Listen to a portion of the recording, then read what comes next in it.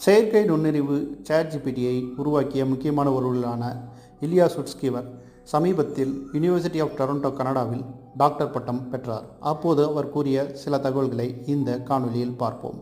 அதாவது, வருங்காலத்தில் இந்த AI என்பது மிகப்பெரிய வளர்ச்சியை எட்டும் என்றும், மனிதனால் செய்யக்கூடிய அனைத்து செயல்களையும் இந்த AI செய்துவிடும் என்றும், அதுவே நமக்கு பாதிப்புகளையும் வேலைவாய்ப்பு பாதிப்புகளையும் ஏற்படுத்துவதற்கு முக்கிய பங்கு வகிப்பு என்று கூறுகிறார். ஆனால் AIயால் அடையும் நன்மைகளும் ஏராளம் என்று கூறுகிறார்.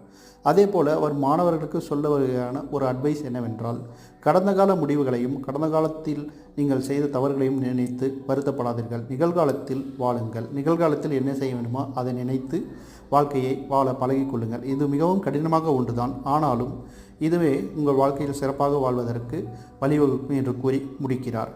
அதேபோல் AI அனைவரும் கற்றுக்கொள்ள வேண்டும் என்றும் கூறுகிறார்.